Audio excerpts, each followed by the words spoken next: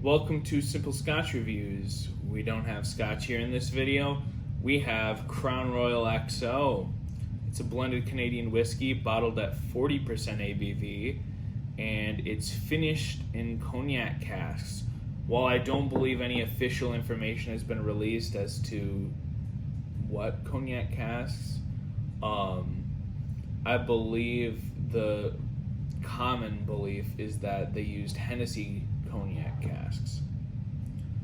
But again, I don't know anything about that being true for sure, just what I've heard. So take it for what you will. I was just making sure again that it's 40% because their other variation of the standard Crown is 45%. So I thought this one might be 45% too, but it's not. It's 40%. I really like the bottle. It's really cool. Heavy glass bottle. Bag's cool as well as always, but I really like the look of this bottle. It almost looks more like a perfume bottle. Let's take a look here. I did take some notes when I had the opportunity to explore this whiskey with more time earlier, so I was just looking at that to see if I forgot anything on the background information. My one thing I'll say is on my background,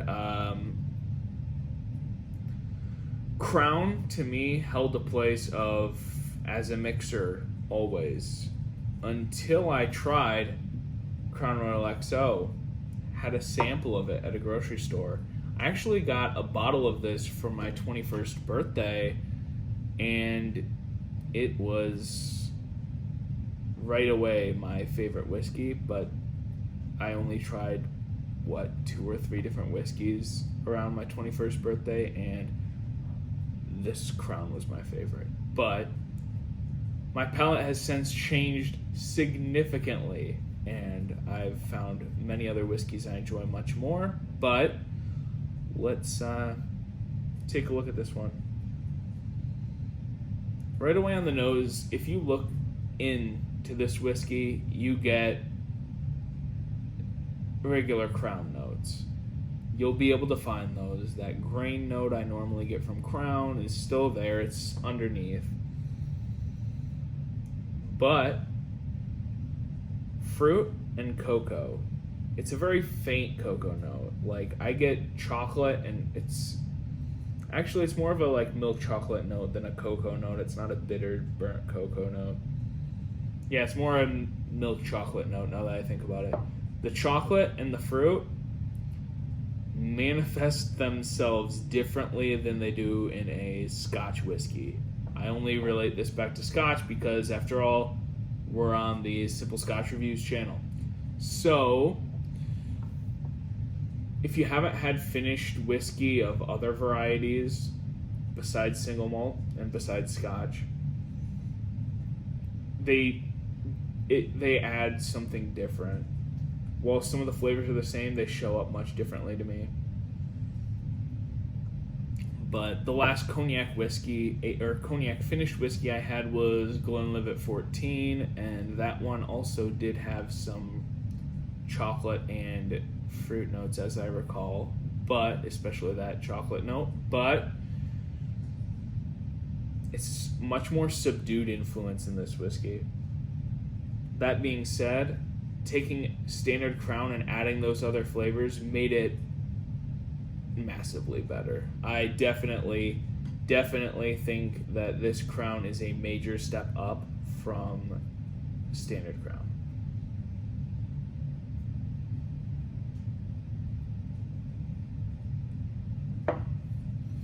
Oh yeah, the palate, lots better than standard Crown Royal. It's just got more flavor, simply. There's more complexity, but that doesn't necessarily mean it's better, but there's more flavor. More rounded flavor. That cognac influence adding... So let's get to the flavors. It's still got the grain and the other typical Crown Royal flavors, but like on the nose, the fruit, it's not a descriptive term for me to just say fruit, but it is. It's just fruit. I'm not getting a specific apple, pear, plum, anything like that. So I have to just say fruit, but it is more down those darker sherry fruit spectrum. It is, if I had to put a term on it, I'd say it's closer to that plum raisin fruit than it is to an apple or pear. But I don't want to label it because I don't get a specific fruit. That chocolate note is still there in the palate like it is in the nose. And when I spent some time with it, I did search for the spice that I get in Crown Royal. That spice, it's a hint, and in this one you really got to dig for it. Finish is very short. I don't have the two to compare side by side, but I think that the finish might even be shorter than standard Crown, but I don't know that for sure. Crown's got a short finish. Maybe it's longer. It's a short finish regardless of what Crown has. There's a faint chocolate note that lingers, probably the longest flavor that lingers, and with that is a little bit of the fruit. So the cognac influence is what lingers. Overall, this whiskey is perfectly fine to drink neat, have on the rocks if you like on the rocks, and I've made a few different cocktails with it, and it tastes very good. It makes a good whiskey sour, but just mixing it into a highball in the summertime. I'm not a big summer sitting out in the heat drinking neat whiskey guy. It's not really its place for me, so I like making highballs. Just some Sprite or 7-Up and Crown XO, delicious. I really enjoy this whiskey. It's just something that I like in the highballs. I'd say it's the best one that I've had in, not best whiskey, but best whiskey to mix. I think this is probably the best mixer whiskey I've ever tasted. It's a little more expensive than just a cheap mixer, but you get what you pay for the mixing. Regardless, I do enjoy this whiskey and think that if you're a Crown drinker, this is worlds above Crown. So if you haven't tried it and you drink Crown straight, absolutely try this, because I have a feeling you're going to enjoy it a whole lot more. The black, Crown Royal Black, is also a step up from the standard Crown, and it's a little bit higher proof. It's 45%, but adds in oak. So I'd say you got your standard Crown. This one takes standard Crown and adds fullness of flavor in with the fruit and the chocolate note that I got, whereas the black adds a fullness of flavor by adding more oak influence and a woody flavor to it. Wood and charred oak.